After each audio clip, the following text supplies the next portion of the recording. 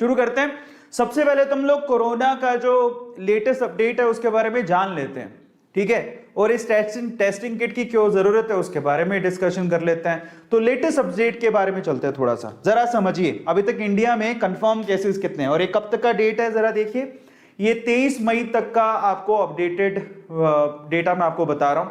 अभी तक confirm cases 2,67,18,108 इतने केसेस कंफर्म कोरोना के आ चुके हैं।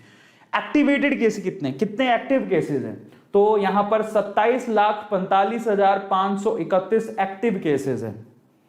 रिकवर कितने हो चुके हैं, 2,36,59,189 59,189 लोग रिकवर हो चुके हैं।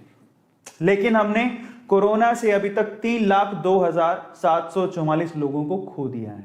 इसलिए अभी डेटा एक्चुअल में अगर हम देखेंगे पूरे विश्व में हिंदुस्तान जो है वो दूसरे तीसरे नंबर पर आता होगा, तो ये बहुत ही क्रिटिकल सिचुएशन है हमारे लिए। और अभी भी हम लोग, अगर आपको पता हो तो आपके स्टेट में कभी भी लॉकडाउन को बढ़ाया जा सकता है। शायद दिल्ली में बढ़ भी गया है और बाकी जगह भी बढ़ेगा। अगर लॉकडाउन खत्म हो रहा है रिसेंटली तो बढ़ने वाला है, क्योंकि अभी भी सीवियर कंडीशंस हैं। लेकिन जरा समझे क्या कुछ कंट्रोल हुआ है, तो 24 घंटे में हाँ केसेस जरूर घट गए हैं, लेकिन उसके घटने के बहुत सारे रीजन हो सकते हैं।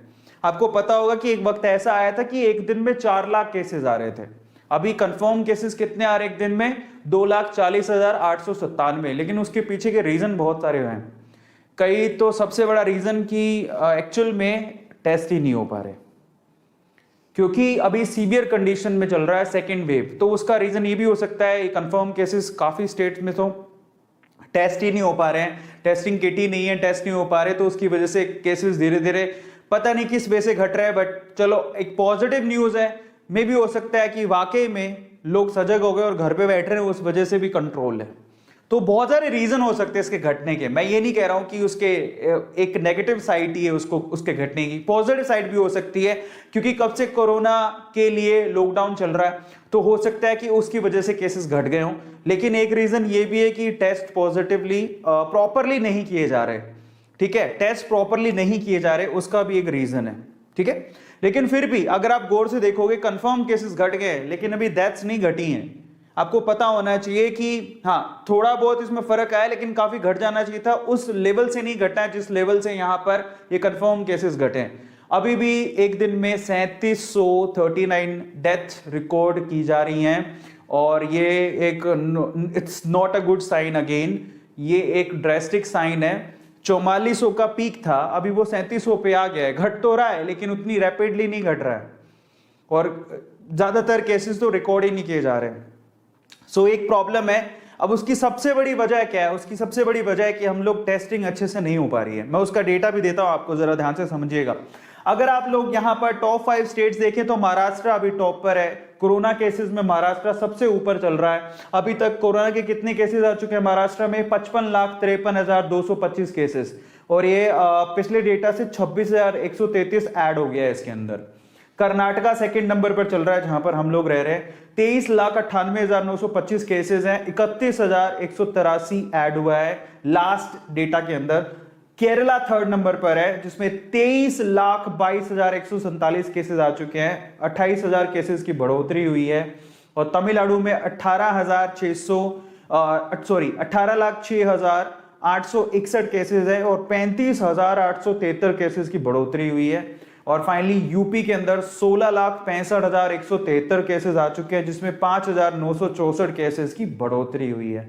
तो ये इस तरह से ये स्टेट्स काफी ज्यादा क्रिटिकल सिचुएशन पे चल रहे हैं, ये टॉप 5 में हैं। आपको पता होगा राजस्थान में तो पूरी तरह से लॉकडाउन है, कर्नाटका मतलब भारत सारी स्टेट्स में लॉकडाउन है। अब जरा ध्यान से डेटा को समझिए, मैं क्या कहने की कोशिश कर रहा हूं।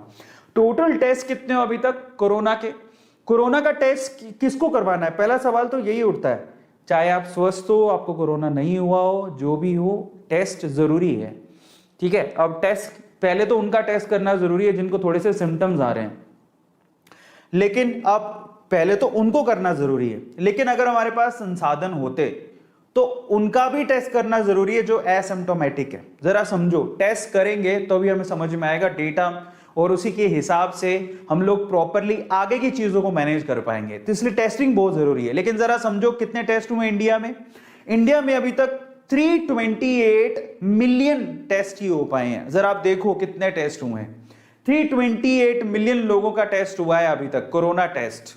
उसमें कुछ असिम्टोमेटिक थे, कुछ सिम्टोमेटिक थे, किसी को था किसी को नहीं था, बट इतने टेस्ट हुए। आप जानते हो जनसंख्या कितनी है हमारी, इतने लोगों का ही अभी तक कोरोना का टेस्ट हुआ है, इतने लोगों का टेस्ट हुआ है। इसमें से कुछ पॉजिटिव थे, कुछ नेगेटिव थे, कुछ सिम्टोमेटिक थे, कुछ असिम्टोमेटिक थे, इतने लोगों का हो पाया अभी तक। समझ में आ रहा है? जनसंख्या बहुत ज्यादा है।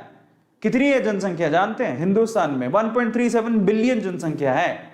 और अगर आप डेटा से कंपेयर करेंगे ना कि इतने लोगों का टेस्ट हुआ और इतनी जनसंख्या है हमारे पास, तो मैं आपको बता देता हूं अभी तक सिर्फ 30% लोगों का, 30% लोगों का ही टेस्ट हो पाया है।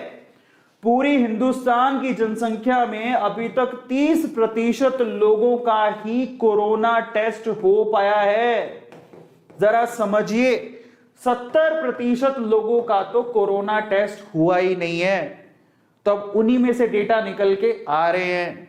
जरा सोचो, अगर इतनी जनसंख्या का टेस्ट हुआ तो हमें तब पता लगेगा कि एक्चुअल कोरोना पॉजिटिव लोग कितने हैं। जरा सोचिए।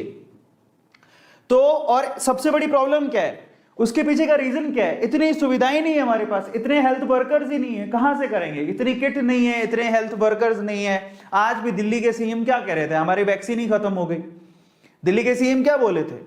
हमारे पास वैक्सीन ही खत्म हो गई, क्या करें? वैक्सीन के लिए अब बोला है सेंटर को, सेंटर वैक्सीन देगी। अभी तो वैक्सीन का हाल है। इसी तरह से कोरोना की जो चेकिंग करने वाली किट है उसका भी यही हाल है। ठीक है, आप जो कोरोना के लिए टेस्ट करवाने जाते हो वो इतना आसान नहीं है। लोग पहली बात तो जा ही नहीं रहे, डर रहे। समझ रहे हो? बाहर जाना सबके लिए खतरनाक सा हो रहा है कि कैसे जाएं, डर लग रहा है। कई लोग तो अगर किसी को प्रॉब्लम है कोरोना की तो घर पे ही बैठा है, मतलब वो सोच रहा है कि चलो 3-4 दिन कुछ ऐसी दवाइयां ले लेते हैं, क्या पता ठीक हो जाए। जो लोग बोल रहे हैं घर पे बैठ के क्या पता ठीक हो जाए, कई लोग ठीक हो भी रहे हैं लेकिन कई लोग नहीं भी हो रहे हैं। तो ये खतरनाक सिचुएशन पर है। मतलब एक तरह कहें हम लोग बॉम्ब पे बैठे हैं। अभी वो बॉम्ब एक्चुअली फटा भी है, सेकंड वेव इसीलिए आई है। समझ में आ रहा है? और दूसरा थर्ड वेव कभी भी आ सकती है। और उसके पीछे की सबसे बड़ी समस्या ही टेस्टिंग है। और हमारे पास इतने हेल्थ वर्कर है ही नहीं, हम लोग टेस्ट करेंगे कहां से? सबसे बड़ी समस्या ये, इतने हेल्थ वर्कर है ही नहीं। 30 इतने दिनों बाद भी आज कोरोना कब से चल रहा है? टेस्ट किट आ गई थी, 1 साल समझ लो, 1 से 1.5 साल हो गया कोरोना को चलते। हमने सिर्फ 30% जनता की टेस्टिंग की है।